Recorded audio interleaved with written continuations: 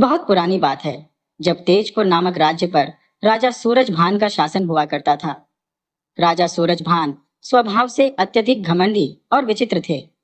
छोटी छोटी बातों पर उनका क्रोध प्रज्वलित हो उठता था। उनकी इस स्वभावगत कमी के कारण दरबार के सभी मंत्री और कर्मचारी सदा भयग्रस्त रहते थे। कोई भी राजा के सामने उनकी इस आदत का जिक्र करने का साहस नहीं कर पाता था। राजा सूरजभान की कई रानियां थी, जिनमें से रानी वजंती अपनी अनुपम सुंदरता और मधुर स्वभाव के लिए जानी जाती थी। समय धीरे धीरे बीतता गया। एक दिन राजा और रानी वजंती शाही उद्यान में टहल रहे थे। बगीचे में एक विशाल वृक्ष था, जिसकी शाखाओं पर कहीं से उड़कर तोते का एक जोड़ा आ बैठा। उन पक्षियों की ओर राजा और रानी की दृष्टि गई और वे उनकी सुंदरता में खो गए।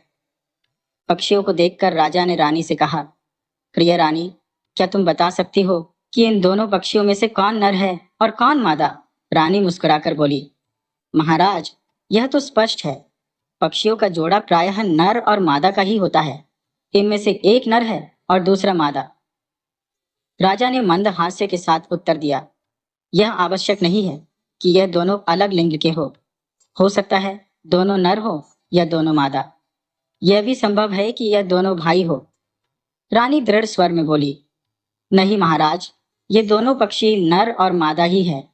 मुझे लगता है कि आपको पक्षियों की पहचान में भ्रम हो रहा है। राजा ने प्रत्युत्तर दिया, नहीं, मैं कहता हूं कि यह दोनों पक्षी भाई भाई है। दोनों के बीच इस विषय पर तर्क वितर्क आरंभ हो गया। राजा अपने तर्क पर अड़े रहे कि दोनों पक्षी नर है, जबकि रानी का विश्वास था कि इनमें से एक नर और एक मादा है। बहस बढ़ते बढ़ते इतनी तीव्र हो गई कि राजा के अहंकार को चोट पहुंची। क्रोध से व्याकुल होकर उन्होंने रानी के समक्ष एक शर्त रख दी। राजा बोले, ठीक है, यदि यह दोनों पक्षी नर निकले तो मैं तुम्हें इस राज्य से निष्कासित कर दूंगा, और यदि यह दोनों पक्षी नर और मादा निकले, अर्थात तुम्हारी बात सत्य सिद्ध हुई, तो मैं स्वयं इस राज्य को 14 वर्षों के लिए त्याग दूंगा। इस प्रकार दोनों के बीच यह शर्त स्थापित हो गई। राजा ने तुरंत ही एक शिकारी को बुलाकर आदेश दिया, इस वृक्ष पर बैठे दोनों पक्षियों को शीघ्र ही अपने जाल में कैद कर लो। इसके साथ ही उन्होंने पक्षी विशेषज्ञ को भी बुलाया और कहा, तुम्हें यह बताना होगा कि यह दोनों पक्षी नर है या मादा। विशेषज्ञ ने राजा की बात मानते हुए हामी भरी। शिकारी ने अपने कौशल का उपयोग करते हुए पलक झपकते ही दोनों पक्षियों को पकड़ लिया।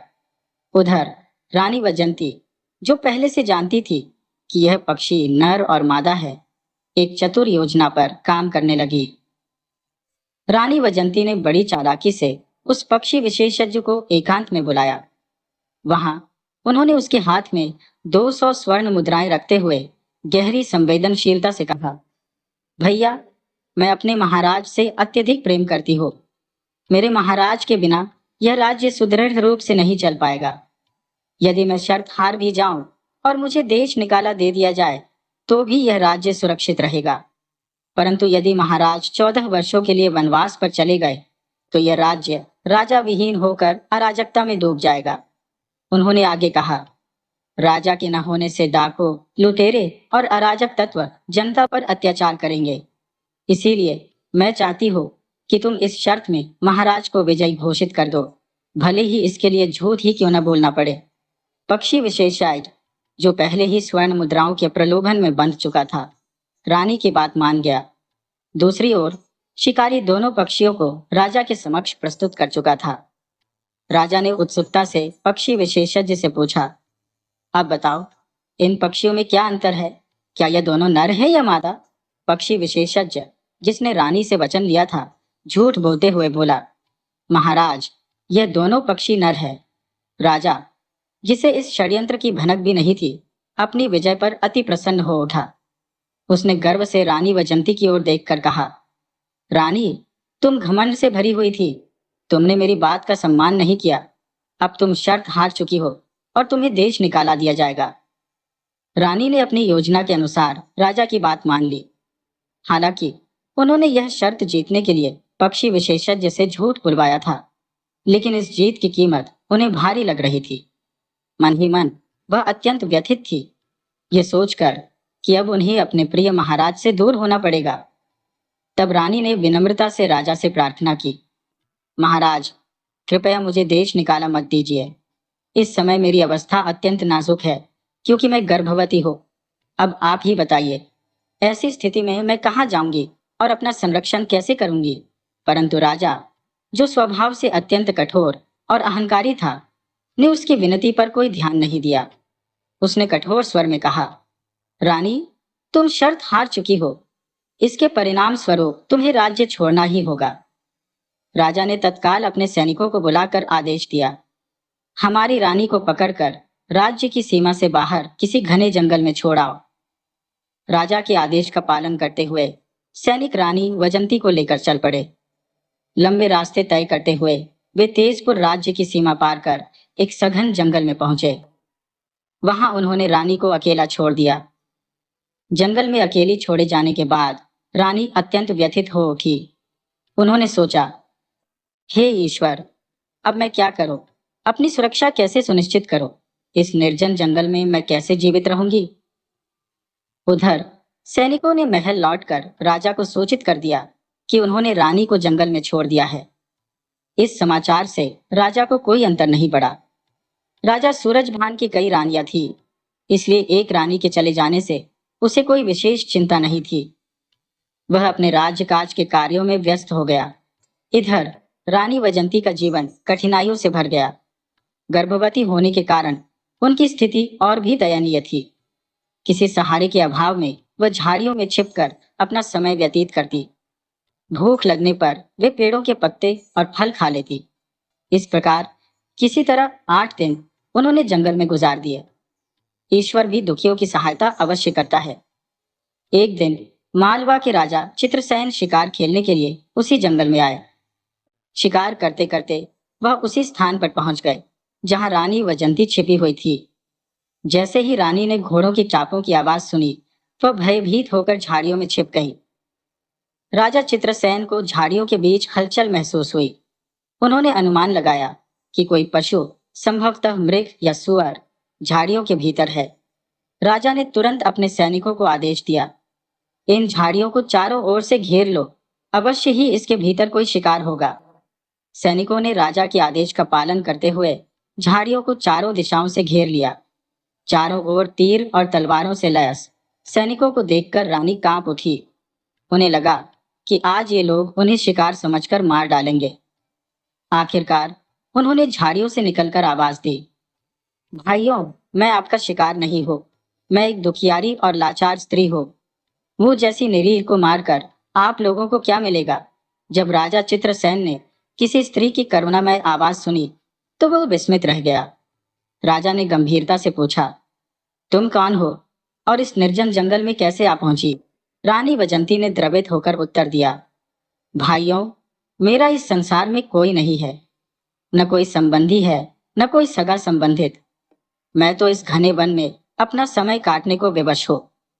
राजा चित्रसेन, जो दया और करुणा के लिए प्रसिद्ध थे, बोले, इसमें चिंता की कोई बात नहीं। आज से मैं तुम्हें अपनी धर्म बहन मान लेता हूं। इन झाड़ियों से बाहर आओ, मैं तुम्हें अपने महल ले चलूंगा। मानो तुम्हारे कष्टों का अब अंत हो गया है। रानी वजंती ने कुछ क्षणों के लिए विचार किया और फिर कहा, आपने मुझे अपनी धर्म बहन का स्थान दिया, ये मेरे लिए सौभाग्य है। लेकिन क्या आप मुझे बताएंगे कि आप कौन हैं? राजा ने विनम्रता से उत्तर दिया, मैं मालवा देश का राजा चित्रसेन हूँ। अब तुम निडर होकर इन झाड़ियों से बाहर आ जाओ। जब रानी झाड़ियों से बाहर आई तो राजा चित्रसेन अचंभित रह गए। रानी का सौंदर्य चंद्रमा के समान दैदीप्यमान था। उनका स्वरूप किसी राजकुमारी या स्वर्गीय अप्सरा के समान प्रतीत होता था। राजा ने गहरी आह भरते हुए कहा, बहन, अब तुम चिंता मुक्त हो जाओ। मैं तुम्हें पूरे सम्मान के साथ अपने महल में ले चलूंगा।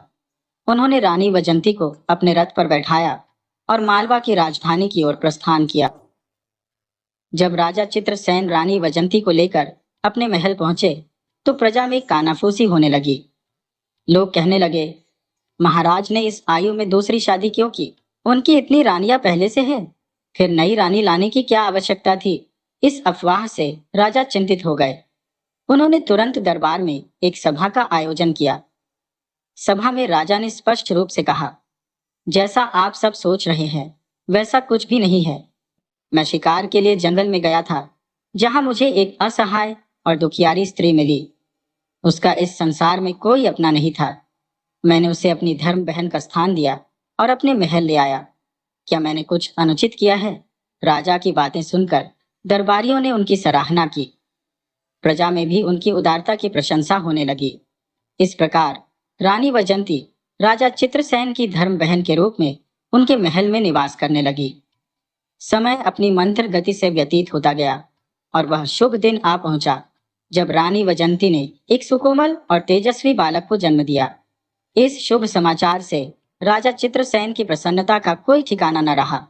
उन्होंने उत्साहित होकर कहा, आज मेरे भांजे का आगमन हुआ है। इस आनंद के अवसर पर राजा चित्रसेन ने पूरे नगर में भव्य भोज का आयोजन किया। पूरा राज्य दीप शिखा की भांति जगमगाया, मानो स्वर्ग से अप्सराएं उत्सव मनाने उतरी हो। जब वह शिशु 7 दिनों का हुआ, तब राजा ने नामकरण संस्कार हेतु देश के प्रमुख विद्वानों और आचार्यों को राजमहल में आमंत्रित किया। ब्राह्मणों ने अपने ग्रंथ और जन्म पत्री खोलकर नामकरण का प्रयास आरंभ किया, परंतु राजा चित्रसेन किसी भी सुझाए गए नाम से संतुष्ट नहीं हुए। प्रत्येक नाम उनके कोप का कारण बन रहा था। क्रोध से विह्वल राजा ने अपने सेनापति को आदेश दिया, इन अयोग्य ब्राह्मणों को बंदी गृह में डाल दो। ये सब व्यर्थ में पोथियां उठाई फिरते हैं। राजा के आदेशानुसार सभी ब्राह्मणों को कारागार में डाल दिया गया। इसके उपरांत राजा ने घोषणा की, जो कोई मेरे भांजे के लिए उपयुक्त और उत्तम नाम सुझाएगा उसे मैं मनचाहा इनाम दूंगा। राजा की इस घोषणा के बावजूद भयवश कोई ब्राह्मण राजमहल में नामकरण हेतु उपस्थित नहीं हुआ। सभी आशंका व्यक्त कर रहे थे कि यदि नाम राजा को अस्वीकार्य हुआ तो उन्हें भी कारागार का मुख देखना पड़ेगा। उसी समय नीलगढ़ का एक वृद्ध ब्राह्मण उस राज्य में भ्रमण कर रहा था। मार्ग में कुछ सैनिकों की दृष्टि उस वृद्ध पर पड़ी। वे सोचने लगे, यह बुजुर्ग ब्राह्मण विद्वत्ता से परिपूर्ण प्रतीत होता है। संभवतः यह महाराज चित्रसेन के भांजे का नामकरण कर सके। वे सैनिक वृद्ध ब्राह्मण के पास पहुंचे और बोले, ब्राह्मण देव, हमारे महाराज के यहाँ एक पुत्र का जन्म हुआ है। आपको उसका नामकरण करना होगा, परंतु ध्यान रखिए, अब तक कई ब्राह्मण महाराज के कोप का शिकार होकर कारागार में बंद हो चुके हैं। वृद्ध ब्राह्मण ने शांतिपूर्वक उत्तर दिया, चिंता न करें, चलिए मैं आपका यह कार्य संपन्न कर देता हूँ। सैनिक उस वृद्ध ब्राह्मण को आदर पूर्वक लेकर राजा चित्रसेन के समक्ष प्रस्तुत हुए। राजा चित्रसेन ने उस वृद्ध ब्राह्मण का आत्मीय सत्कार करते हुए उसे सम्मानजनक आसन पर बैठने का अनुरोध किया। तत्पश्चात उन्होंने विनम्रता पूर्वक कहा, ब्राह्मण देव, मेरे भांजे का जन्म हुआ है और मैं चाहता हूं कि आप उसका नामकरण संस्कार करें। वह वृद्ध ब्राह्मण, जो अपने ज्ञान और विद्वत्ता के लिए प्रसिद्ध था, अपनी पोथी खोलते हुए बोला, महाराज, मैं इस बालक का नामकरण अवश्य कर सकता हूँ, किंतु मेरी एक शर्त है। राजा ने उत्सुकता से पूछा, बताओ ब्राह्मण, तुम्हारी क्या शर्त है? ब्राह्मण ने शांत स्वर में उत्तर दिया, महाराज, मेरा आपसे निवेदन है कि जिन ब्राह्मणों को आपने कारागार में बंद किया है उन्हें मुक्त करना होगा। राजा ने तत्काल सहमति व्यक्त करते हुए कहा, यह मान स्वीकार है, हम उन सभी को मुक्त करेंगे। आप हमारे भांजे का नामकरण करें।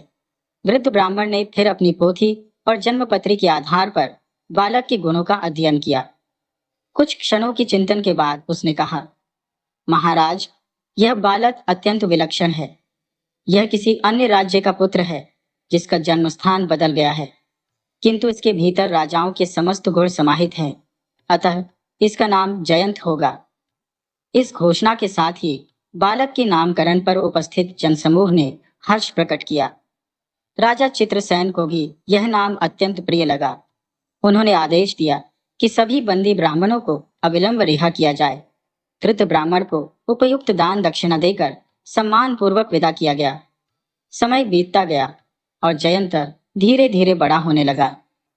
5 वर्ष की आयु में वह अन्य बालकों के साथ नगर के बाहर खेला करता था। एक दिन खेल खेल में उसने अपने मित्रों के साथ एक रेतीले स्थान पर रेत का किला बनाया। उसी समय लाखा नामक एक प्रसिद्ध सौदागर उस मार्ग से गुजरा। उसके साथ ऊंटों का एक विशाल कारवां और अनेक नौकर चाकर थे। वह विभिन्न राज्यों में राजकीय माल का परिवहन करता था। बालकों को खेलते देख लाखा ने उन्हें डांटते हुए कहा, यहाँ से हट जाओ। जयंत, जो साहसी और निर्भीक था, दृढ़ स्वर में बोला, तुम कौन हो? क्या तुम हमारे किले पर आक्रमण करने आए हो? मैं अपने किले की रक्षा कर रहा हूं। यदि तुम्हें यहाँ से गुजरना है तो किसी और मार्ग का चयन करो। जयंत की यह निडरता सुनकर लाखा को अत्यधिक क्रोध आया। उसका अभिमान, जो राजाओं के साथ उसकी निकटता से उपजा था, चुनौती महसूस कर रहा था। लाखा सुदागर ने झुंझलाहट भरे स्वर में कहा, अरे सिद्धि बालक, मेरा मार्ग अविलंब खाली कर। लेकिन जयंत अपनी अटल संकल्प शक्ति के साथ वही डटा रहा। दोनों के बीच तीव्र बहस छिड़ गई, किंतु जयंत का आत्मबल डगमगाने को तैयार न था। सुदागर का क्रोध अब आसमान छूने लगा और उसने गुस्से में आकर जयंत को थप्पड़ जड़ दिए। जयंत आहत और अपमानित रोता हुआ महल की ओर दौड़ा और अपने मामा राजा चित्रसेन के समक्ष अपनी पीड़ा व्यक्त की। उसने कहा, मामा जी, मैं नगर के बाहर अपने मित्रों के साथ खेल रहा था। वही लाखा नाम का एक सुदागर आया, जिसने न केवल मेरे रेत के किले को नष्ट कर दिया, बल्कि मेरी पिटाई भी की। राजा चित्रसेन यह सुनते ही आग बबूला हो गए। उन्होंने अपने भांजे को दिलासा देते हुए कहा, पुत्र, तुम चिंता मत करो। जिसने तुम्हें कष्ट पहुंचाया है, मैं उसे इसका उचित दंड दूंगा। तुरंत ही राजा ने अपनी सेना तैयार की और उस स्थान की ओर प्रस्थान किया जहां से लाखा सुदागर अपने काफिले के साथ गुजर रहा था।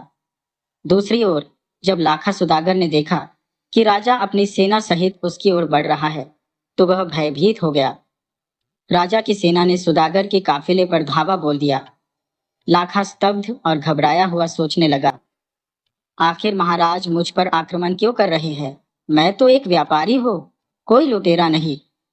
आत्मसमर्पण की मुद्रा में लाखा सुदागर राजा के सामने हाथ जोड़कर खड़ा हो गया और बोला, महाराज, मैं तो एक साधारण सौदागर हूँ। कृपया बताएं, मेरा अपराध क्या है? राजा चित्रसेन ने गुस्से से कहा, तुम्हारा अपराध यह है कि तुमने मेरे भांजे पर हाथ उठाया, जिसे मैंने बड़े लाड़ प्यार से पाला है। लाखा सुदागर राजा के चरणों में गिरकर गिड़गिड़ाने लगा, महाराज, मुझसे भारी भूल हो गई। कृपया मुझे क्षमा करें। मुझे यह ज्ञात नहीं था कि वह बालक आपका भांजा है। अपनी गलती की भरपाई करने के लिए लाखा सुदागर ने 1 लाख अशर्फियम भेंट की। राजा चित्रसेन यह देखकर प्रसन्न हुए और सुदागर को माफ कर दिया। महल लौटने के बाद राजा ने लाखा सुदागर का परिचय जयंत से कराया।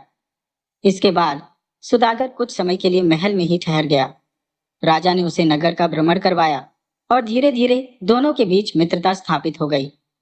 महल में रहकर लाखा सुदागर ने कई दिन व्यतीत किए। एक दिन महल में घूमते हुए उसकी दृष्टि रानी वैजयंती पर पड़ी। रानी की अप्रतिम सौंदर्य और गरिमा ने सुदागर को विचलित कर दिया। उसने मन ही मन कहा, यह अद्वितीय सुंदरी मेरी पत्नी होनी चाहिए। लाखा सुदागर ने राजा से विनम्रता से पूछा, महाराज, यह रानी कौन है? राजा ने उत्तर दिया, यह मेरी बहन वैजंती है, और जिस बालक पर तुमने प्रहार किया था वह उन्हीं का पुत्र है। सुदागर ने गंभीर स्वर में कहा, मुझे उनसे क्षमा याचना करनी चाहिए। इस बहाने वह रानी वैजंती के पास गया और बोला, रानी जी, मुझसे बड़ी चूक हो गई जो मैंने आपके पुत्र पर हाथ उठाया।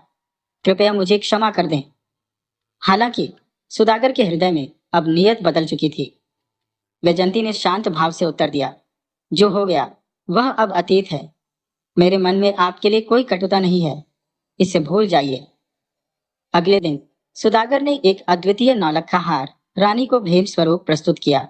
वह कहने लगा, रानी जी, जैसे आप राजा चित्रसेन की बहन हैं, वैसे ही आज से आप मेरी भी बहन हैं। कृपया इसे स्वीकार करें। रानी ने सादगी और खुशी के साथ उस हार को स्वीकार किया। उन्हें भी यही प्रतीत हुआ कि सुदागर अब उन्हें अपनी बहन मानता है। इसके उपरांत रानी ने सुदागर के सम्मान में विशेष भोजन का आयोजन करवाया। महल में रहकर कई दिन व्यतीत करने के पश्चात एक दिन सुदागर ने राजा चित्रसेन से कहा, महाराज, मैं आपकी बहन वैजंती को अपनी बहन के समान मानता हूँ।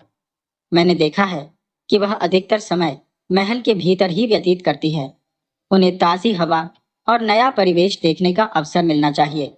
यदि आपकी अनुमति हो तो मैं वैजयंती और आपके भांजे को अपने नगर ले जाना चाहूंगा, ताकि वे वहां का भ्रमण कर सकें। कुछ ही दिनों में मैं उन्हें आपके पास सकुशल लौटा दूंगा। राजा ने उत्तर दिया, सुदागर, इस विषय में निर्णय वैजयंती स्वयं करेंगी। यदि वह तुम्हारे साथ जाने के लिए सहमत है तो मुझे कोई आपत्ति नहीं है। अब तुम उनके भाई हो। सुदागर वैजयंती के पास गया और उन्हें अपने नगर चलने का प्रस्ताव दिया। वैजयंती ने यह सोचकर प्रस्ताव स्वीकार कर लिया कि सुदागर उनका सम्मान करता है और यह यात्रा उनके लिए सुखद अनुभव होगी। लेकिन वैजयंती यह नहीं जानती थी कि सुदागर के मन में कपट और दुर्भावना छिपी हुई है। इसके पश्चात वैजयंती ने राजा चित्रसेन के समक्ष निवेदन किया कि उसे यहाँ रहते हुए बहुत समय व्यतीत हो चुका है। यदि उनकी अनुमति हो तो वह कुछ दिनों के लिए अपने भाई सौदागर के निवास पर जाना चाहती है। राजा चित्रसेन ने वैजयंती को सौदागर के साथ जाने की स्वीकृति दे दी। उन्होंने सोचा कि जब संबंध गहरा हो जाता है तो एक दूसरे के पास आना जाना स्वाभाविक है। राजा ने सौदागर पर पूर्ण विश्वास करते हुए अपनी बहन वैजयंती को उसके साथ भेज दिया। तत्पश्चात शीघ्रता से एक पालकी तैयार की गई। वैजयंती पालकी में बैठकर सौदागर के संग रवाना हो गई। सौदागर मन ही मन विचार कर रहा था कि वह अभी तो वैजयंती को अपनी बहन के रूप में ले जा रहा है, किंतु अपने नगर पहुंचते ही उसे अपनी पत्नी बना लेगा। इस प्रकार सौदागर वैजयंती को लेकर अपने नगर की ओर अग्रसर हुआ। यात्रा आरंभ होने के साथ ही उसने अपने सेवकों से आदेश दिया कि रात होने से पहले वे राजा चित्रसेन के राज्य की सीमा पार कर लें। सौदागर के सेवक अपने सामान और खजाने के साथ शीघ्रता से आगे बढ़ने लगे। पूरे दिन का कठिन सफर तय करने के पश्चात वे राजा चित्रसेन के राज्य की सीमा से बाहर निकल गए। दूसरे राज्य में पहुंचते पहुंचते रात हो चुकी थी। सौदागर ने एक सुरक्षित स्थान चुनकर वहां डेरा डाल दिया। वैजयंती के लिए एक अलग तंबू लगाया गया और राजकुमार जयंत के लिए भी एक अलग तंबू की व्यवस्था की गई। रात्रि के आधे पहर के समय वैजयंती की अद्वितीय सुंदरता की छवि सौदागर के मन मस्तिष्क में घूमने लगी। वह एक षड्यंत्र के तहत आधी रात को वैजयंती के तंबू में घुस गया। रानी की दिव्य छवि देखकर उसकी नीयत भ्रष्ट हो गई। जब सौदागर ने तंबू में प्रवेश किया तो उसके कदमों की आहट से वैजयंती की नींद खुल गई। वैजयंती ने जाग कर देखा तो सौदागर को अपने तंबू में खड़ा पाया। उसकी दृष्टि से यह स्पष्ट हो गया कि सौदागर की नीयत दुष्ट है। वैजयंती भयभीत हो गई और पूछने लगी, भैया, इतनी रात को यहाँ क्या कर रहे हो? वैजयंती की बात सुनकर सौदागर अपनी शैतानी मुस्कान के साथ हंसने लगा और बोला, अब मुझे भाई मत कहो, क्योंकि आज से तुम मेरी पत्नी बनोगी। सौदागर के इन शब्दों को सुनकर वैजयंती का मन सशंकित हो उठा। अब उसे सौदागर की दुर्भावना का पूरा बोध हो चुका था। सौदागर ने कहा, जब से मैंने तुम्हें देखा है मैं तुम्हारे रूप का दीवाना हो गया हो। इसी कारण मैंने तुम्हें यहाँ बुलाने का बहाना बनाया। आज से तुम मेरे महल की रानी बनोगी और मेरे महल की शोभा बढ़ाओगी। ऐसी बातें सुनकर रानी आक्रोशित होकर प्रचंड क्रोध में भर गई। उसकी आंखों में आग सी जल रही थी और चेहरा भयमय गंभीरता से तप रहा था। उसने तुरंत अपनी तलवार खींच ली और तीव्र स्वर में बोली, यदि तुमने नीच विचार से मुझे छूने का दुस्साहस किया तो मैं तुम्हारा वध कर दूंगी और स्वयं भी अपने प्राण त्याग दूंगी। मेरे भाई चित्रसेन ने तुम पर विश्वास करके बहुत बड़ी भूल की है। उसने आगे कहा, यह तो सत्य ही है कि नियम की जड़ में चाहे कितना भी दूध डालो उसमें मिठास नहीं आती। नीच प्रवृत्ति का व्यक्ति अपनी दुष्टता कभी नहीं छोड़ सकता। ऐसे 4 प्रकार के लोगों पर कभी विश्वास नहीं करना चाहिए। पहला, कामी और चंचल मन वाला। दूसरा, धन का लोभी। तीसरा, चापलूस। और चौथा, जो पुराना शत्रु हो और जिसने कभी आपके हाथों पराजय झेली हो। इन चारों पर कोई भी जिम्मेदारी सौंपना मूर्खता है। रानी की प्रचंडता से भरी वाणी और क्रोध से दमकते चेहरे को देखकर सौदागर सहम सा गया, किंतु शीघ्र ही उसने कहा, यदि आज तुम मेरी बात नहीं मानती तो ठीक है, लेकिन याद रखना, अब से तुम्हारा जीवन कारागार में कटेगा। मैं तुम्हें बंदी बनाकर कठोर श्रम करवाऊंगा। रानी ने दृढ़ता से उत्तर दिया, मुझे तेरी हर सजा स्वीकार है, लेकिन मैं तेरी पत्नी बनकर नहीं रह सकती। इस प्रकार उनके बीच लंबे समय तक वाद विवाद चलता रहा। लाखा सौदागर रानी को मनाने की हर संभव कोशिश करता रहा, लेकिन उसकी चालाकी और धमकियां रानी के अटल संकल्प को नहीं तोड़ सकी। अगले दिन सूर्योदय के साथ सौदागर अपने क्रोध और हताशा को लेकर अपने तंबू में लौट आया। उसने तुरंत अपने सेवक को आदेश दिया कि सारा लश्कर समेटकर आगे बढ़ा जाए। एक दिन की थकाऊ यात्रा के बाद वह अपने नगर पहुंचा। सौदागर, जो अत्यंत धनी व्यक्ति था, अपने भव्य महल में लौट आया। उसका महल राजाओं के महलों से किसी भी प्रकार से कम नहीं था। उसने रानी को महल के एक अंधकारमय कारागार में डाल दिया और उसे कठोर परिश्रम करने पर विवश कर दिया। सौदागर ने रानी के पुत्र जयंत को भी नहीं बख्शा। उसे प्रतिदिन गायें चराने के लिए भेजा जाता और अन्य कठिन कार्यों में झोंक दिया जाता।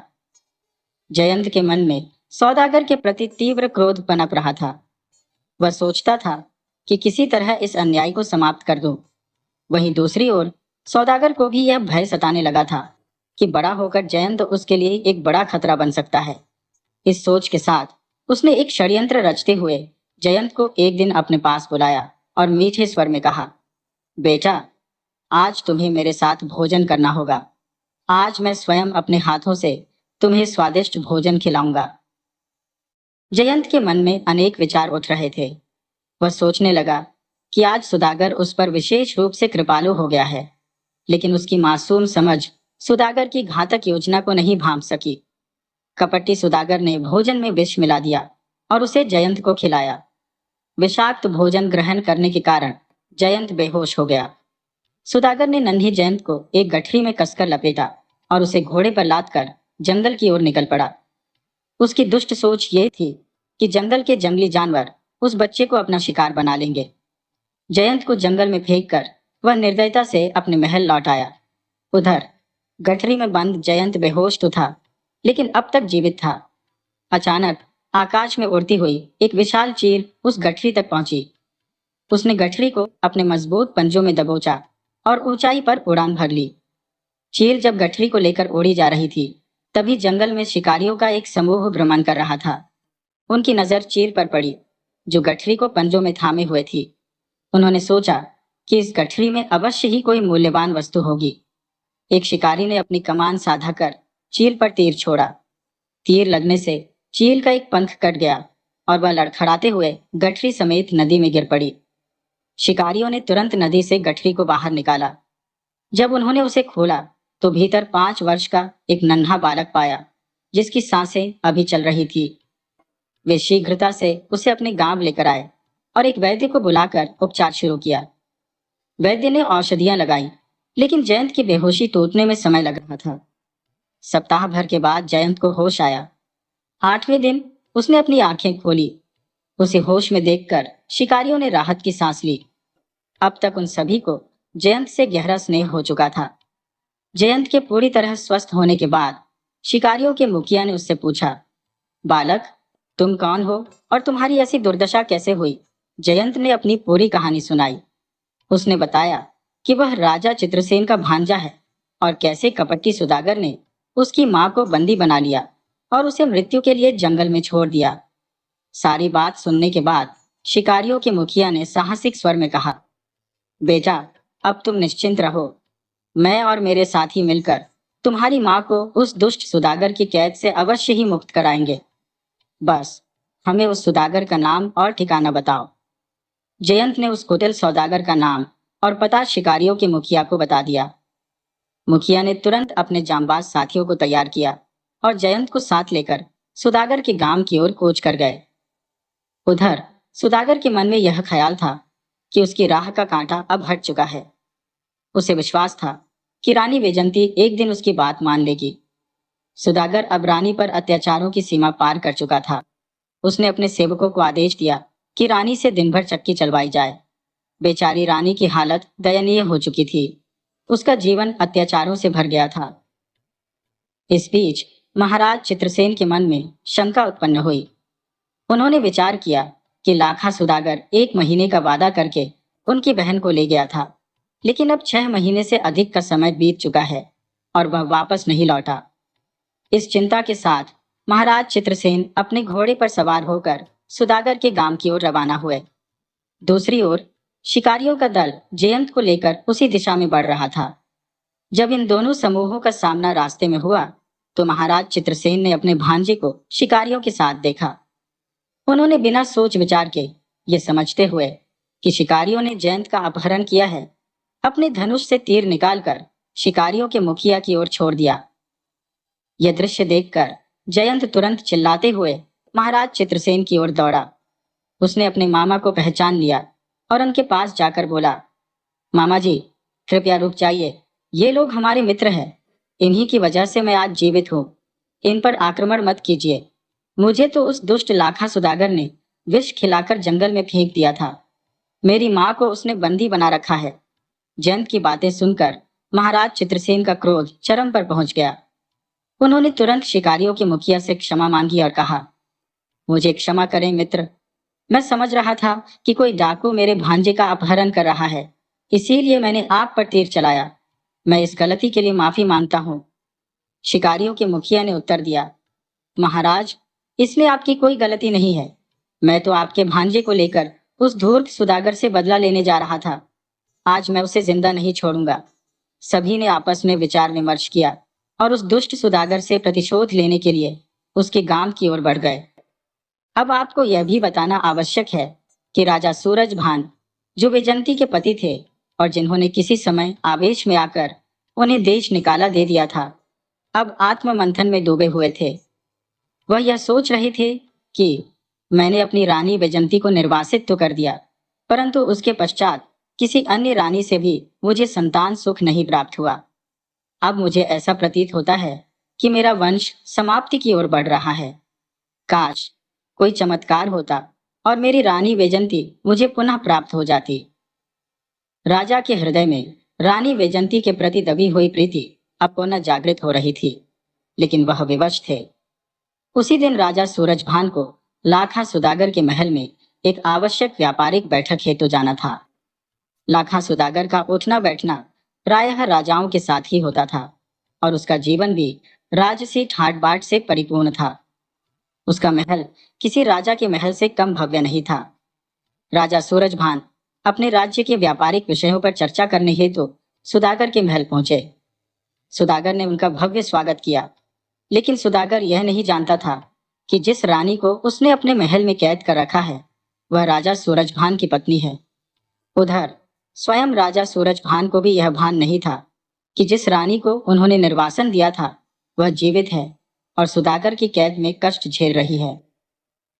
इसी दौरान जब राजा सूरजभान सुदागर के साथ सभा में बैठे हुए थे, उसी समय महाराज चित्रसेन, जयंत और शिकारियों के मुखिया भी सभा में आ पहुंचे। सभा के वातावरण में अचानक गहन गंभीरता छा गई। राजा चित्रसेन और शिकारियों के मुखिया ने सुदागर को ललकारा और कहा, सुदागर, आज तुझे जीवित नहीं छोड़ेंगे।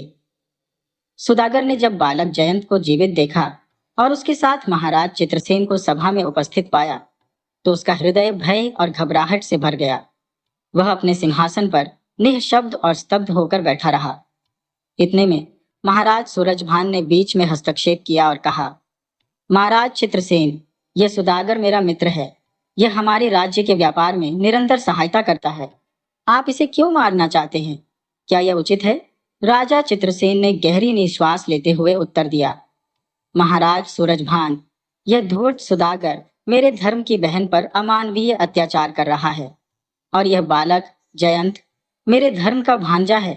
इसकी सच्चाई आपको ज्ञात नहीं है। इसके बाद महाराज चित्रसेन ने पूरी घटना का विस्तार से वर्णन किया, जिससे सभा का वातावरण और भी तनावपूर्ण हो गया। एक बार की बात है महाराज, जब मैं वन में शिकार के लिए गया था तब मेरी भेंट एक अत्यंत ही दुखी और असहाय स्त्री से हुई।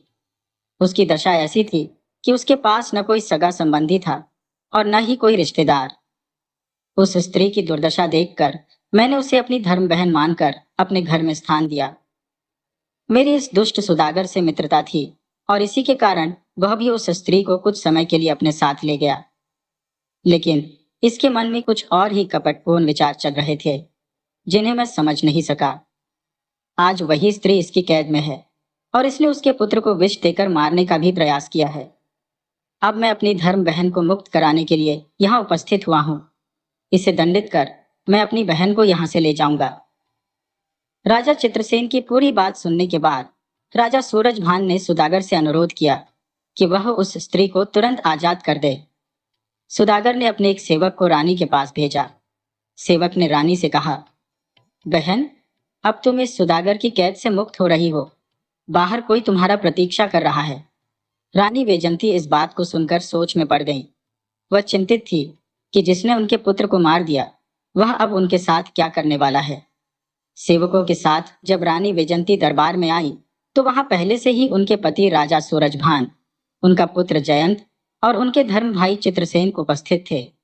कैद में रहते हुए रानी की हालत बहुत खराब हो चुकी थी। अपनी बहन की इस दयनीय स्थिति को देखकर चित्रसेन क्रोध से भर उठे और सुदागर से बोले, दुष्ट सुदागर, मैं तुझे नहीं छोड़ूंगा। तूने मेरी बहन पर कितनी यातनाएं ढाई है, इसका तो कोई हिसाब नहीं दे सकता।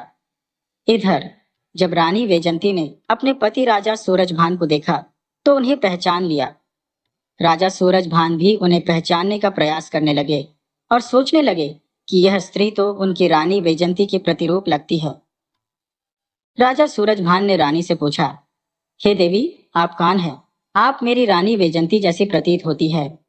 रानी वैजंती ने उत्तर दिया, महाराज, मुझे यह आशा नहीं थी कि आप मुझे इतनी जल्दी भूल जाएंगे।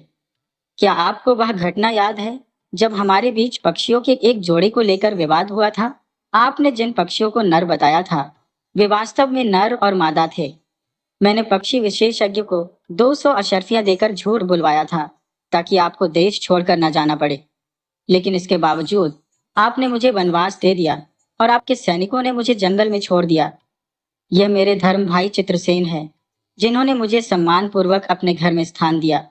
उसी दौरान मेरी कोख से इस पुत्र जयंत ने जन्म लिया। याद करें महाराज, जब मैं उस समय गर्भवती थी, राजा सूरज, जो पहले ही अपनी पत्नी के प्रति किए गए अनुचित व्यवहार के लिए पछतावे में डूबे हुए थे, को जब यह ज्ञात हुआ कि सुदागर ने उनकी पत्नी पर किस प्रकार के अत्याचार किए हैं तो उनका क्रोध अग्नि समान भड़क उठा। वे तलवार लेकर सुदागर का अंत करने के लिए उसकी ओर दौड़े। उसी समय रानी वैजंती ने हस्तक्षेप किया और सुदागर को क्षमा करने की विनती करते हुए कहा, महाराज, इसे जीवन दान दीजिए, इसमें इसका कोई दोष नहीं है। यह तो मेरे दुर्भाग्य का काल था जो मुझे इतने कष्ट सहने पड़े। रानी की करुणा और उदारता से सुदागर का मन पश्चाताप से भर गया। वह रानी के चरणों में गिर पड़ा और बारंबार क्षमा याचना करने लगा। उसने कहा, महारानी, आपने आज मेरे जीवन को बचा लिया। आप महान हैं। इस प्रकार वहां परिवार का पुनर्मिलन एक मधुर क्षण में बदल गया। राजा सूरजभान ने चित्रसेन के चरणों में गिरकर कहा, महाराज, मैं आपका जीवन भर ऋणी रहूंगा। आपने मेरे परिवार को पुनः संजीवनी प्रदान की। राजा सूरजभान ने अपनी रानी वैजंती से भी बारंबार क्षमा मांगी और उन्हें अपने साथ चलने के लिए राजी कर लिया। सुदागर को माफ करने के बाद राजा सूरजभान अपने पुत्र और पत्नी को लेकर अपने नगर लौट आए। चित्रसेन भी संतुष्ट और आनंदित थे कि उनकी बहन अपने घर सुरक्षित और प्रसन्न होकर लौट रही है। अपने महल में लौटने के बाद कुछ वर्षों के अंतराल में जब जयंत युवा हो गया तो राजा सूरजभान ने अपनी गद्दी उसे सौंप दी। तो दोस्तों, ऐसी ही अद्भुत और प्रेरणादायक कहानियों के लिए हमारे चैनल को अवश्य सब्सक्राइब करें।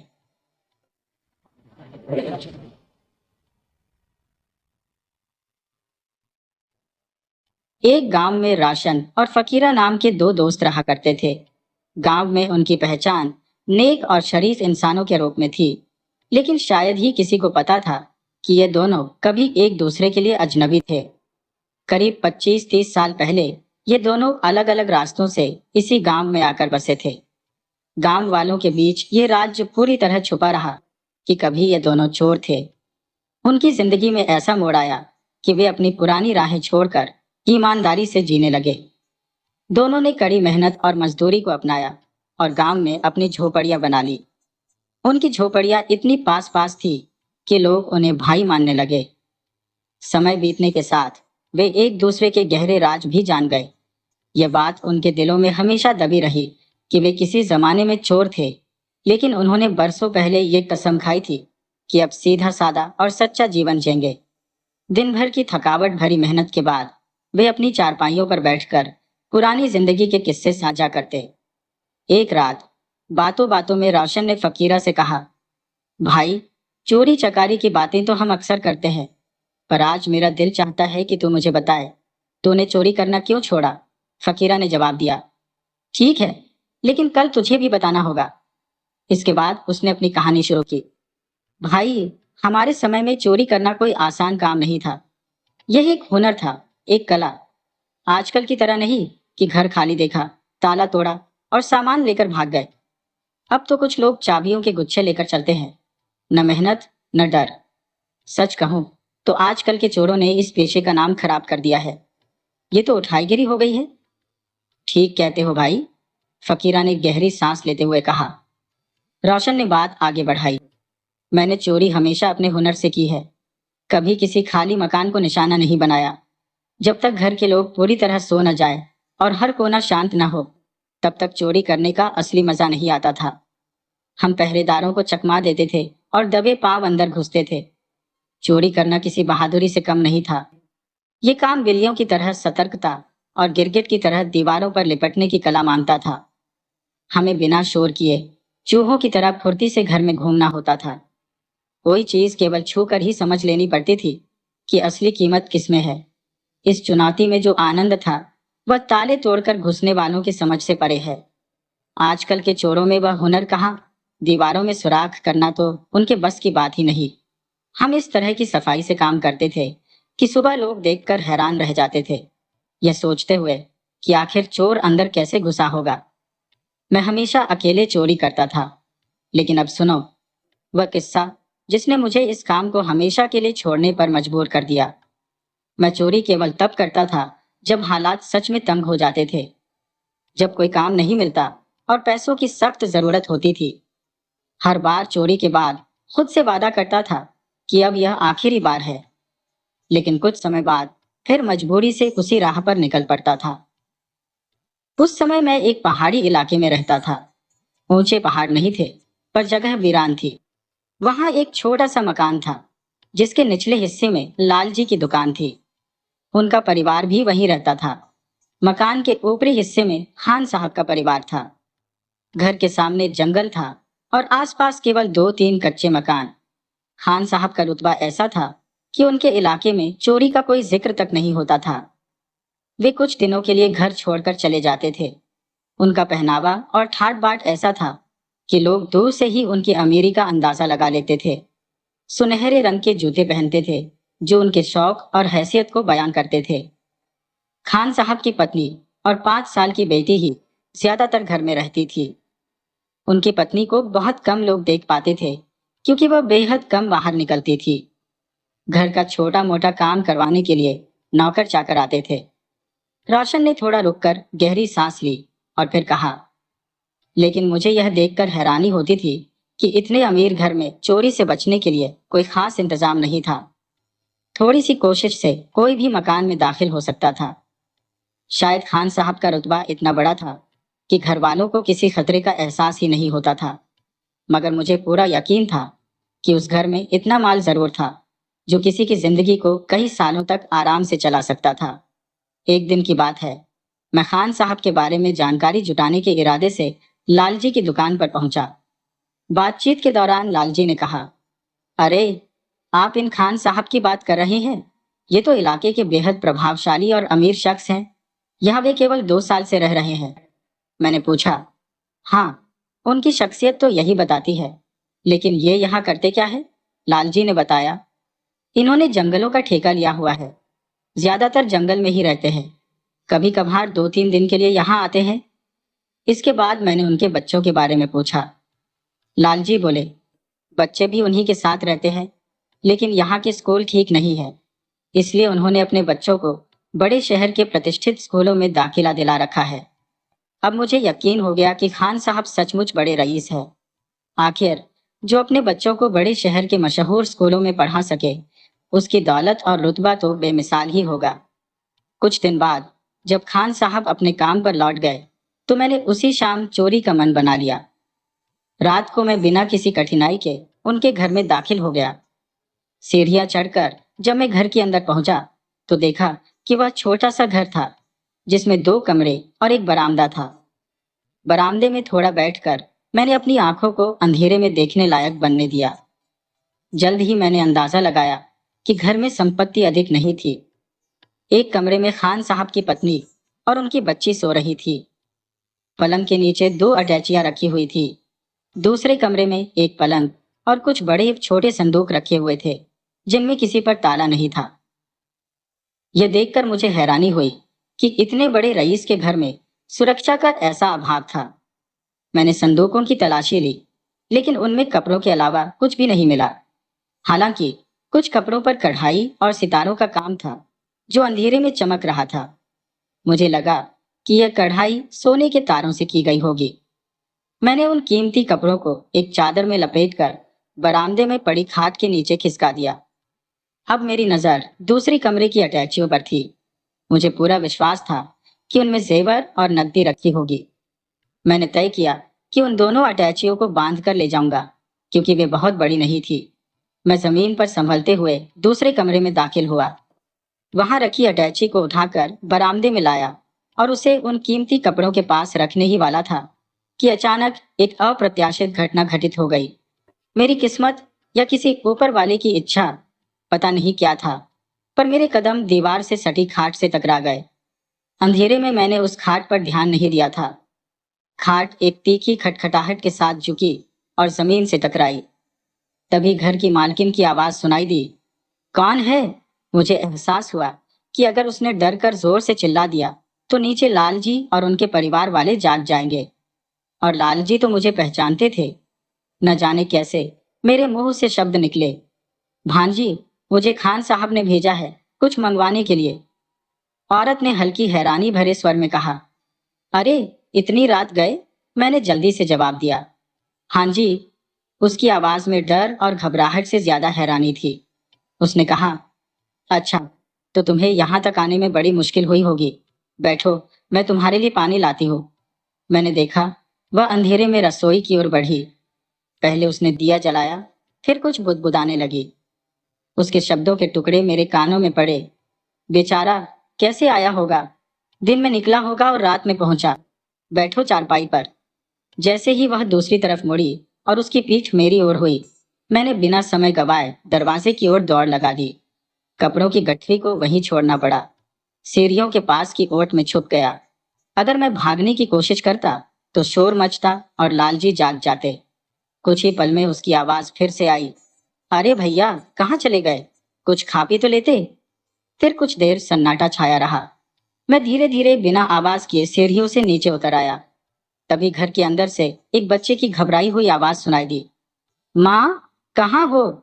उसने जवाब दिया, मैं यहाँ हूँ बेटा। तुम्हारे बाबूजी का भेजा हुआ कोई आदमी आया था, पता नहीं कहाँ चला गया। बच्ची ने डरते हुए कहा, माँ जी, आप यहाँ मत रहो, मुझे डर लग रहा है। थोड़ी देर बाद दरवाजे को बंद करने और कुंडी लगाने की आवाज आई। जब मैंने अपने साथी फकीरा को यह किस्सा सुनाया तो उसने हंसकर कहा, तो चोरी करने गया था या किसी देवी के दर्शन करने? मैंने गहरी सांस लेते हुए कहा, भाई, तो सच कहता है। वो सचमुच देवी जैसी थी। अकेली रहते हुए भी उसे डर नहीं था। आधी रात को कोई अजनबी आए तो भी वह शक नहीं करती। उसे पहले इस बात की चिंता थी कि जो आदमी आया है वह थका हुआ होगा और उसे थोड़ा आराम मिल जाए। और मैं उस मासूम औरत के घर चोरी करने चला गया था। फकीरा ने कहा, सच है यार, अगर दुनिया में ऐसे सच्चे लोग ना हो तो सोच इस संसार का क्या हाल होगा। फिर क्या हुआ? तूने दोबारा उस घर की तरफ रुख किया? रोशन ने सिर झुकाते हुए कहा, अरे नहीं यार, मैं तो उस गली से भी नहीं गुजर पाया। मुझे हमेशा ऐसा लगता था कि वह औरत मुझे पहचान लेगी। और जब भी मैं उस घर के बारे में सोचता, अपने आप से घृणा होने लगती। वह एक सीधी सच्ची औरत थी और मैं तो एक पतित इंसान था जिसने उसकी सरलता का फायदा उठाने की सोची। फकीरा ने सिर हिलाते हुए कहा, वह सच में अनोखी औरत थी। रोशन ने आगे कहा, कुछ दिनों बाद मुझे पता चला कि खान साहब, जिनका वह घर था, अपने पुश्तैनी गांव से किसी कारण से उजड़कर यहाँ आ बसे थे। उनके पास बस उनके सांप जोड़ी भर कपड़े और इज्जत के सिवा कुछ नहीं बचा था। वह अब जंगलों के ठेकेदार नहीं, बल्कि किसी ठेकेदार के छोटे मुंशी थे। उनकी आमदनी भी मामूली थी, जो वह अपने बच्चों की पढ़ाई पर खर्च कर देते थे। मगर उनकी शान और शौकत में कोई कमी नहीं थी। उनके सांप, कपड़ों की चमक और जूतों की हालत देखकर कोई नहीं कह सकता था कि वह तंगहाली में जी रहे हैं। वह भूखे रह लेते थे, लेकिन अपनी शख्सियत पर कभी आंच नहीं आने देते थे। लोग बस यही कहते थे, खान साहब बड़े रईस आदमी है। तब मैंने सोचा, एक वह आदमी है जो अपनी इज्जत बचाने के लिए जी रहा है, और एक मैं हूं जो अपनी भूख मिटाने के लिए अपनी आत्मा को दांव पर लगाकर चोरी कर रहा हूं। उधर उस घर में एक देवी स्वरूप औरत है, जिसे छल कपट और मैल छू भी नहीं सकता। और मैं उस पवित्र आत्मा के घर चोरी करने पहुंच गया। मुझे खुद से घृणा होने लगी। इसके बाद जब भी मैं चोरी का इरादा करता, मुझे वह मासूम औरत याद आती। उसकी आवाज मेरे कानों में गूंजती, तुम थक गए हो, बैठो, मैं तुम्हारे लिए खाने को कुछ लाती हूँ। उसकी दयालुता ने मेरी आत्मा को झकझोर दिया। शायद उसी देवी की कृपा है कि मैं फिर कभी चोरी नहीं कर पाया। फकीरा मुस्कुराया और बोला, सच में वह औरत तेरे लिए एक आशीर्वाद थी। पर तू बता, तूने चोरी क्यों छोड़ी? फकीरा ने लंबी सांस ली और कहा, सुन, जब मैंने अपनी आखिरी चोरी की थी, तब मैं जवान था। जहां भी चोरी करता, मुझे इस बात की परवाह नहीं थी कि उस इंसान पर क्या गुजरेगा। मेरे लिए बस अपना काम पूरा करना मायने रखता था। लेकिन एक बार मैंने अपनी आंखों से कुछ ऐसा देखा जिसने मेरी आत्मा को झकझोर दिया। उस घटना ने मेरे दिल और दिमाग पर गहरी चोट की। मुझे खुद से इतनी नफरत हुई कि मैंने चोरी छोड़ दी। यहाँ तक कि मैंने अपना असली नाम तक छोड़ दिया, खुद को फकीरा बुलाने लगा। कुछ दिनों तक सच में फकीर बनकर जिया। वह घटना एक छोटे से गांव की है, जहां मैं फसल कटाई के बाद राहत ले रहा था। वही एक किसान के घर शादी की तैयारियां चल रही थी। किसान की छोटी सी जमीन थी, जिस पर वह मेहनत करता था। पूरा घर मेहनत, मशक्कत और मजदूरी के सहारे अपना जीवन खींच रहा था। कर्ज लेकर फसल उगाना और उसके मुनाफे से अगले कर्ज को चुकाना ही उनकी दिनचर्या बन चुकी थी। इन दिनों उस घर से ढोलक की थाप और औरतों के गाए लोकगीतों की गूंज सुनाई दे रही थी, क्योंकि उनकी बेटी का विवाह तय हो गया था। यह अधीर किसान एक दिन शादी का सामान खरीदने शहर गया। उसके साथ गांव के दो तीन अन्य लोग भी थे। सांझ ढलने पर जब वह लौटा, तो बैलगाड़ी पर विवाह का सारा सामान लदा था। चमचमाते नए बक्से, तांबे पीतल के बर्तन, कपड़ों की गठरियां और छोटी मोटी जरूरी चीजें। मैंने उसी दिन तय कर लिया कि यह मेरे लिए मौका है। मैंने मालूम कर लिया कि बारात कब आने वाली है। अगले दिन तक किसान के घर मेहमान भी जुटने लगे थे। गांव में चहल पहल और रौनक बढ़ गई थी।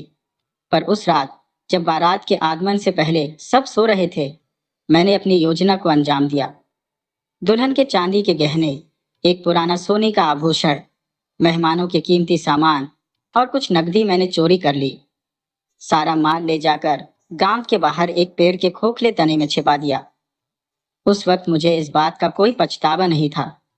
सुबह जब मैं उस घर के पास से गुजरा, तो वहां फिर से गानों और ढोलक की आवाज सुनाई दी।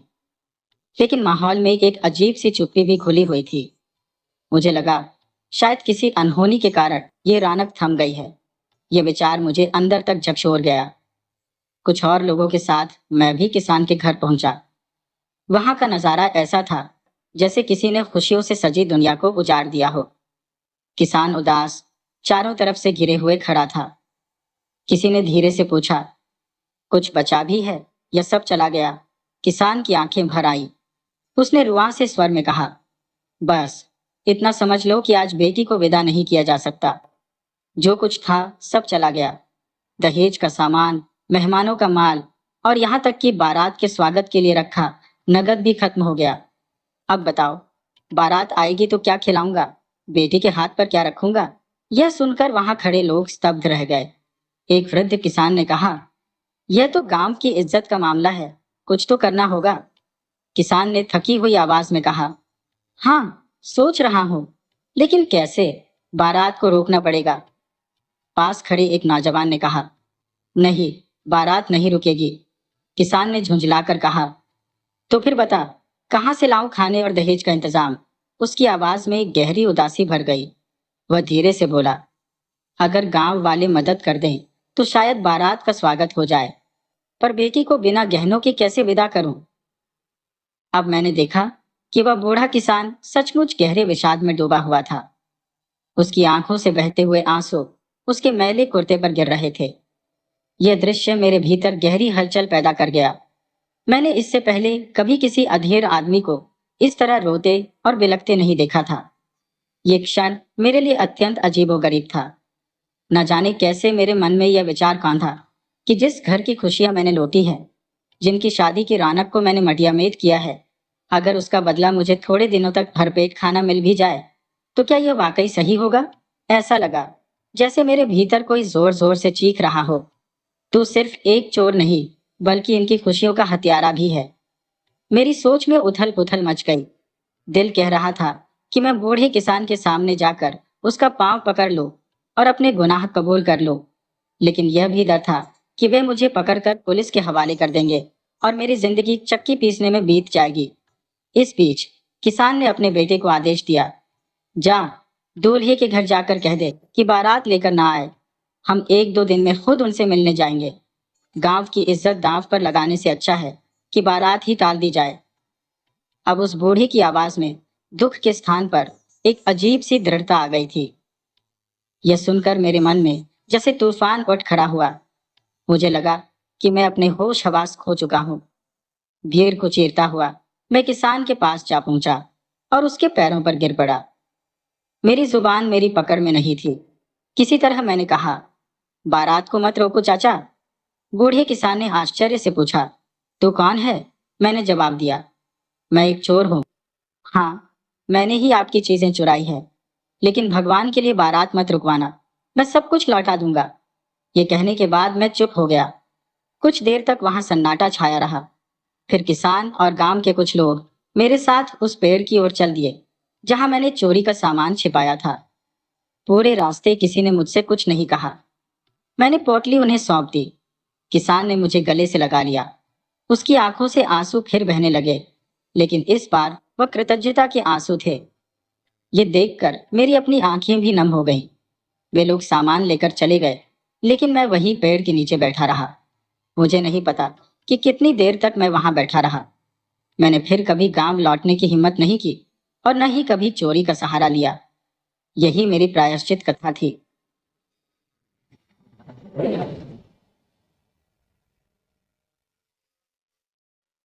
एक दूर के गांव में एक किसान रहता था। बहुत ज्यादा जमीन तो उसके पास नहीं थी, मगर उसके पास एक छोटा सा तालाब था। वहां कुछ मछलियां होती थी। किसान कुछ बत्तख भी उसी में पालता था। एक बत्तख ने कुछ अंडे दे रखे थे। रोज वो अंडों को सेती। इनमें 6 अंडे तो ठीक थे, मगर 7वां अंडा थोड़ा बड़ा था। माँ बत्तख को याद भी नहीं आता था कि ये 7वां अंडा उसने दिया कब था। शायद मुझसे ही अंडे गिनने में गलती हुई होगी, माँ बतख सोचा करती। थोड़े दिन में 6 अंडों से टक टक की आवाज आने लगी। अंडों के फूटने का समय हो चला था, मगर 7वें अंडे में कोई हलचल नहीं हुई। माँ बतख परेशान हुई और उस आखिरी अंडे को सेती रही। थोड़ी ही देर में बाकी के 6 अंडे फूटे और उसमें से पीले पीले बतख के चूजे निकल आए। बत्तख के बच्चों ने अंडे से निकलते ही शोर मचाना शुरू किया।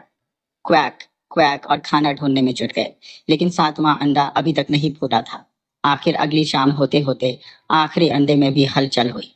टक टक की आवाज आई और थोड़ी ही देर में आखिरी चूजा भी अंडे से बाहर आ गया। लेकिन ये क्या, बाकी प्यारे प्यारे पीले चूजों जैसा तो ये बिल्कुल नहीं था।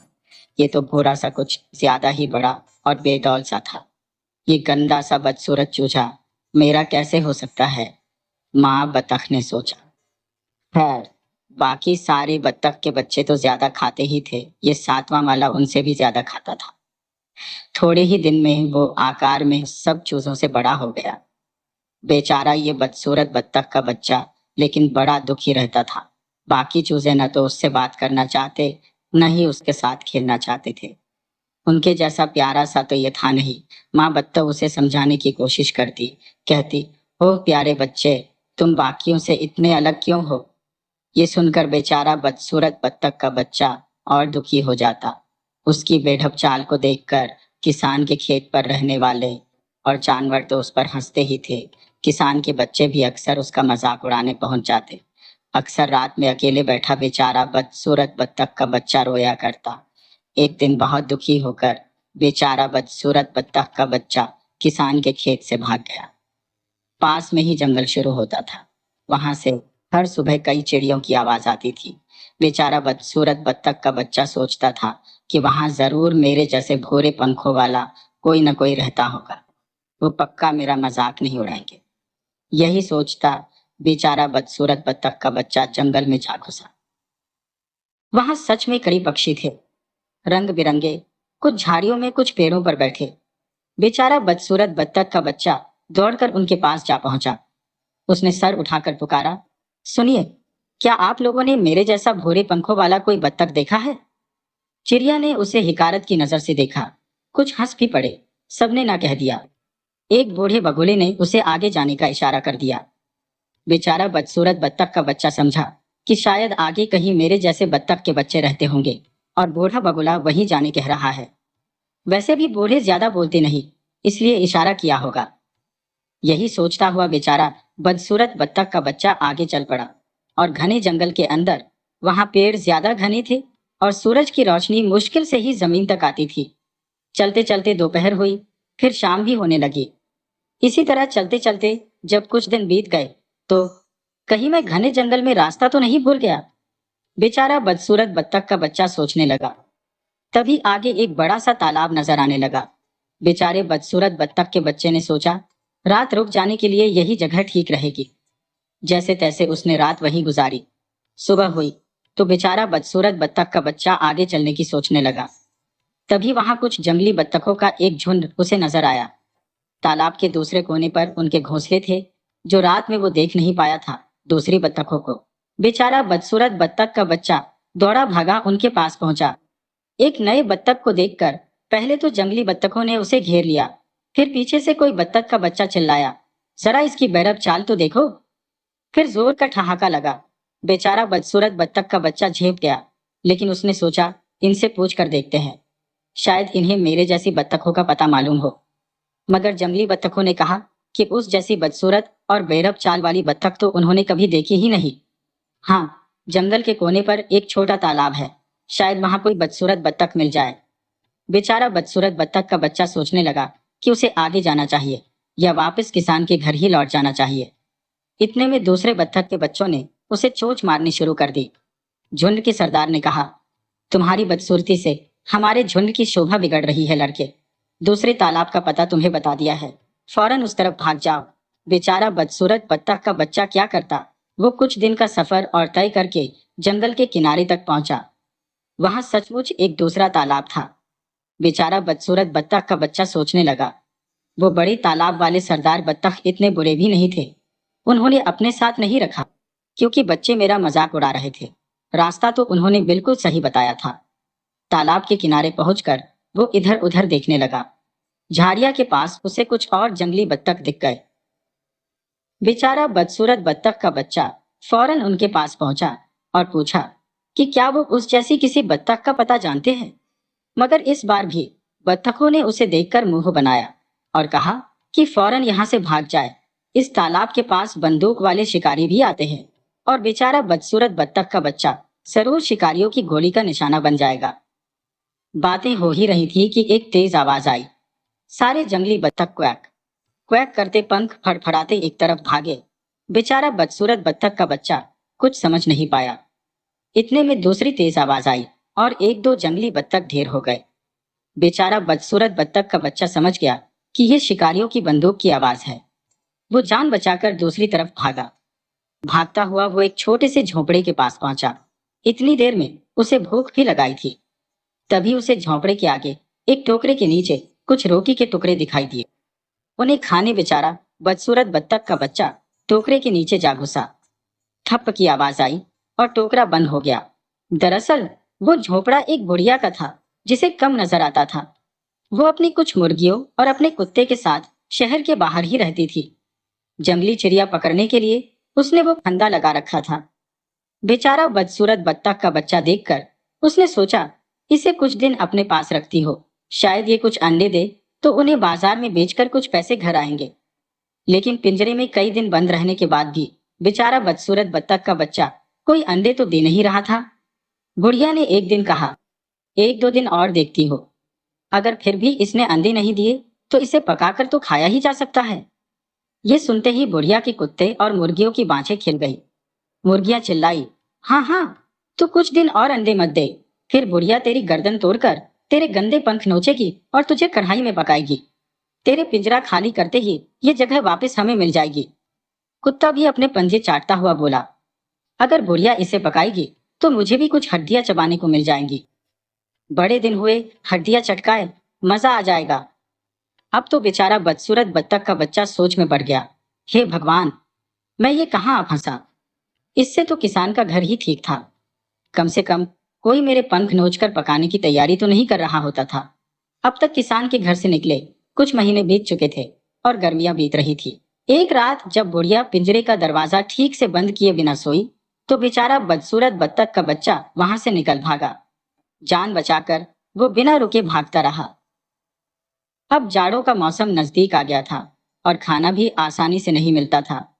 एक दिन ऊपर आसमान में उसने देखा कि लंबी गर्दन, पीली चोंच और बड़े बड़े पंख वाले कई पक्षी दक्षिण की तरफ उड़े जा रहे हैं। जाड़ों में वो गर्म इलाकों की तरफ जा रहे थे।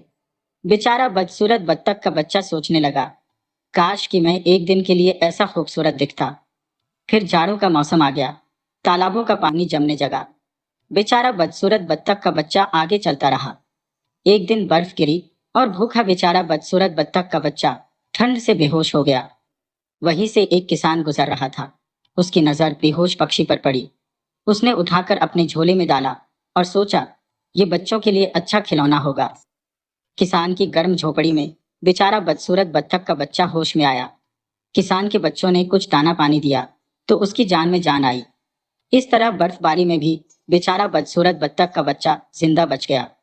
लेकिन किसान गरीब था और अगली वसंत ऋतु आने तक बेचारा बदसूरत बत्तख का बच्चा इतना बड़ा हो गया था कि किसान और उसके बच्चों को उसे झोपड़ी में रखने में दिक्कत होने लगी। एक दिन सबने सोचा, इसे घर में रखना अब ठीक नहीं। अगली सुबह किसान ने उसे एक झोले में डाला और पास ही मौजूद राजा की झील में फेंक आया। बेचारा बदसूरत बत्तख का बच्चा कई दिन से पानी से दूर रहा था। उसने जैसे तैसे पैर चलाए और सतह पर आया। उसे तैरने में मजा आ रहा था। अचानक पानी में उसने अपनी परछाई देखी। तभी दक्षिण की ओर गए पक्षी वापस अपने तालाबों में लौटने लगे। लंबी गर्दन, पीली चोंच और बड़े पंखों वाले हंस भी घर लौटे। फिर बेचारा बदसूरत बत्तख का बच्चा समझ पाया कि वो बत्तख तो था ही नहीं, वो तो हंस था। हंसों के झुंड ने उसे घेर लिया। तुम कहाँ गायब रहे? हमारे साथ दक्षिण तो गए नहीं थे तुम? क्या तुम किसी और झुंड के हो? सबने अलग अलग सवाल पूछा। वो बत्तखों से कई गुना खूबसूरत हो चुका था। किसी ने उसे बेचारा बदसूरत बत्तख का बच्चा भी नहीं कहा। हंसते हुए वो नया हंस बोला, ये तो एक लंबी कहानी है। हंस की चाल पर फिदा राजकुमारी और उसकी सहेलियां भी उसे खिलाने, उससे खेलने आती। वो बेचारा बदसूरत बत्तख का बच्चा नहीं था, वो हमेशा से हंस था।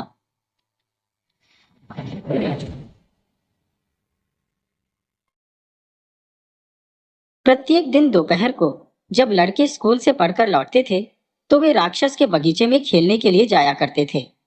यह बगीचा बड़ा और सुंदर था, जिसमें मुलायम हरे घास की मखमल बिछी हुई थी।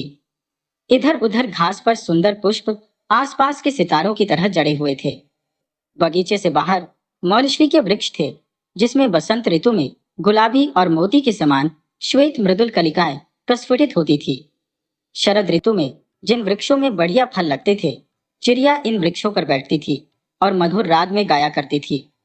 बच्चे उन्हें सुनने के लिए अपना खेल स्थगित कर दिया करते ही हम यहाँ कितने सुखी हैं, वे एक दूसरे से कहा करते। एक दिन राक्षस वापस आया। वह अपने एक मित्र को देखने गया था और 7 साल उसके यहाँ रहा था।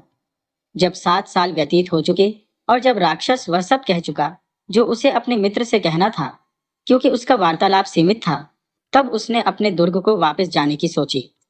जब वह वापस आया तो उसने छोटे छोटे बालकों को अपने बगीचे में खेलते पाया। तुम वहां क्या कर रहे हो? राक्षस ने बड़ी ही रोकी आवाज में कहा, और जिसे सुनकर सब लड़के भाग गए। मेरा बगीचा है, ये कोई बतलाने की बात नहीं है। और मैं इसमें अपने के अलावा किसी दूसरे को नहीं खेलने दूंगा, राक्षस ने कहा। इसके बाद उसने बगीचे के चारों तरफ एक ऊंची दीवार खड़ी की और एक नोटिस बोर्ड लगा दिया जिसमें लिखा था, आम रास्ता नहीं, और जो इस आज्ञा को नहीं मानेगा और प्रवेश करेगा वह जुर्म का भागी होगा। वह सचमुच में बड़ा स्वार्थी राक्षस था।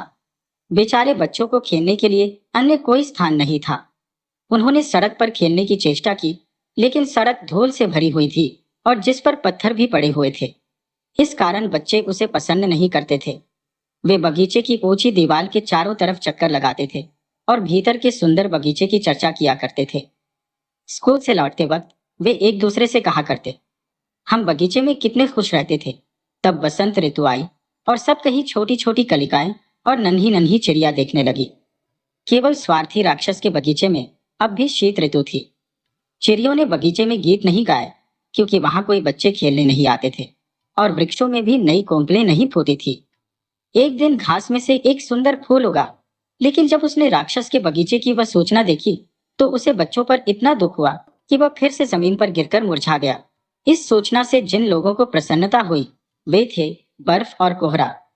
उन्होंने कहा, बसंत ऋतु इस बगीचे को अपना वरदान देना भूल गई है, इसलिए हम लोग साल भर यहीं रहेंगे। तत्पश्चात बर्फ ने सारी घास को अपने सफेद लबादे से ढक दिया और कोहरे ने सभी पेड़ों पर सफेदी पोत दी। तब उन्होंने उत्तरी हवा को बुलाया और वह आ गई।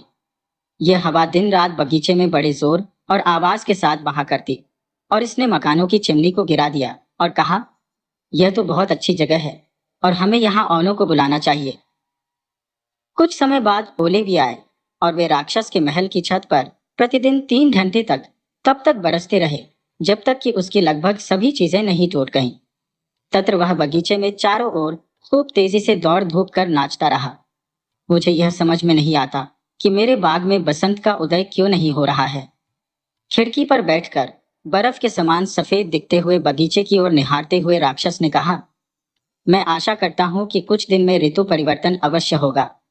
लेकिन बगीचे में न तो बसंत ऋतु ही आई और न ग्रीष्म ऋतु ही आई। शरद ऋतु ने सभी बगीचों में सुनहले फल खोल दिए, परंतु राक्षस के बगीचे के लिए अब भी कुछ न मिल सका। शरद ने कहा, यह राक्षस बहुत स्वार्थु है, इसलिए इस बगीचे में सदा ही शिशिर का राज्य रहा और बर्फ, कोहरा, ओले और उत्तरी हवाएं यहाँ अपनी क्रीड़ाएं करती रही। एक दिन सुबह जब राक्षस अपने बिस्तर पर लेटा हुआ जाग रहा था तो उसने एक मोहक गीत सुना। इसकी ध्वनि इतनी मधुर थी कि उसने सोचा कि शायद राजा के गायक गण इस मार्ग से जा रहे हैं। सचमुच ही उसकी खिड़की के बाहर एक कोयल गाना गा रही थी, लेकिन उसने यह गाना इतने अधिक दिनों बाद सुना था कि आज उसे यह पक्षी गायन संसार का सबसे सुंदर संगीत प्रतीत हुआ। इस संगीत के बाद ही ओलों ने उसके सिर पर बरसना बंद कर दिया और उत्तरी हवा ने भी अपना गर्जन बंद कर दिया। इसके बदले उसके खिड़की के खुले अंगों में से एक से सुंदर महक आने लगी। तब उसने कहा, मैं सोचता हूं कि आखिर बसंत आ ही गई। यह कहकर वह बिस्तर से उछल पड़ा और चारों तरफ देखने लगा। पर उसने क्या देखा? उसने एक बहुत ही आश्चर्यजनक दृश्य देखा। उसके दुर्ग की चाहर दीवारी में एक छोटा सा छेद था जिसमें से कुछ लड़के रेंग रेंग कर दुर्ग में घुस आए और वहां के बगीचे में लगे वृक्षों की डालियों पर बैठे हुए थे। वह जितने पेड़ देख सकता था उसने देखे और प्रत्येक पर एक न एक बालक बैठा पाया। बहुत दिनों के बाद बच्चों को अपने ऊपर बैठा हुआ देख पेड़ इतने प्रसन्न हुए कि उनमें फूल उगाए। बच्चों के सिरों पर पत्तों से भरी शाखाएं लहराने लगी। पक्षीगण भी अब इधर उधर घूम रहे थे और प्रसन्नता से अपनी कोके मार रहे थे और हरी घास में से फूल भी धीरे धीरे हंसते हुए से उदित हो रहे थे। यह बहुत ही सुंदर दृश्य था। इसके साथ ही बगीचे के एक कोने में अब भी शिशिर थी। यह कोना दुर्ग में बने हुए महल के सबसे अधिक दूर पर था। यहाँ एक छोटा लड़का खड़ा हुआ था। इतना छोटा था कि वह पेड़ों की डालियों तक नहीं पहुंच सकता था और वह अपनी इस असफलता से झुंझलाकर इधर उधर घूमता हुआ रो रहा था। बेचारे वृक्ष पर भी काफी कोहरा और बर्फ ढंका हुआ था। उत्तरी हवा भी इसके ऊपर तूफानी वेग से मंडरा रही थी।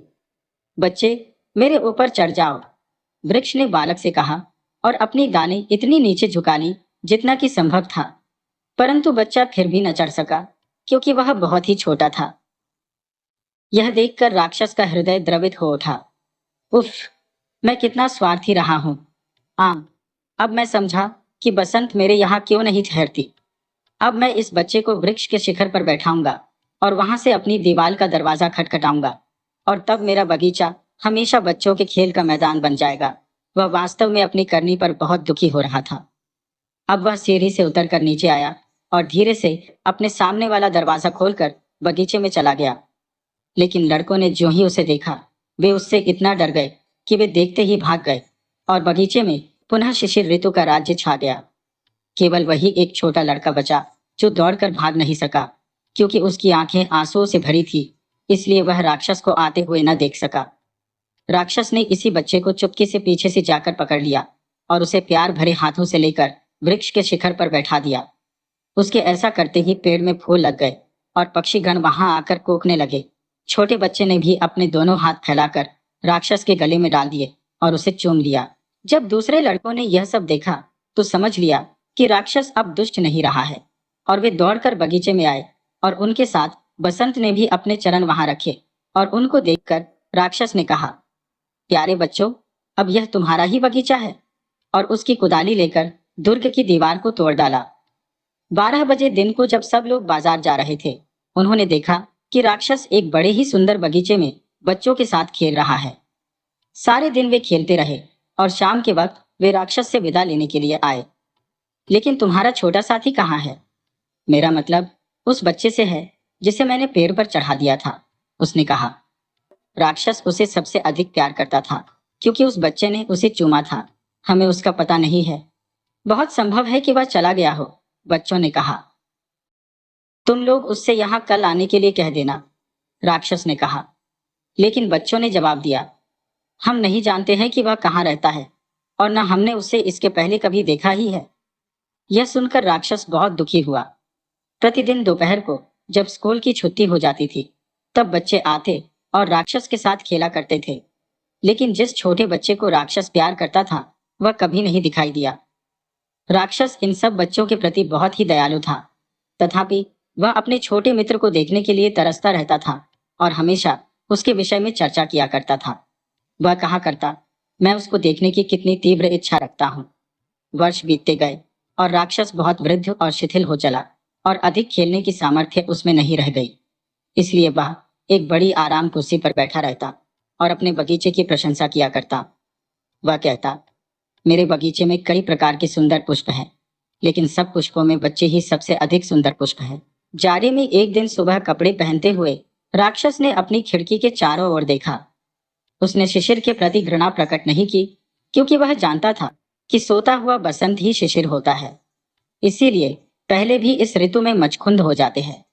अब उसने अचानक ही अपनी आंखें मली और वह आश्चर्यचकित हो दिखता रह गया। वास्तव में यह एक शानदार दृश्य था। उसके बगीचे के सबसे दूर वाले कोने में एक पेड़ था जो सुंदर सुंदर सफेद कलियों से लदा हुआ था। इसकी सभी डालियां सुनहली थी और उनमें रुपहले फूल लदे हुए थे।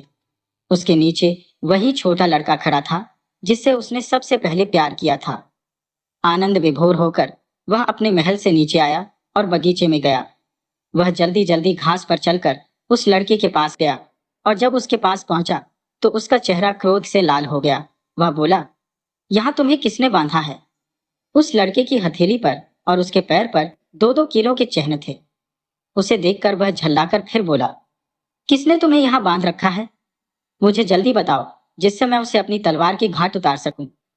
मेरे दादा, ऐसा मत कहो, ये तो प्यार के घाव है, उस बालक ने उत्तर दिया। तुम कौन हो? राक्षस ने पूछा, और वह भय से थरथरा उठा, और कुछ एक क्षणों में वह उस छोटे बच्चे के सामने घुटने टेककर नतमस्तक हो गया।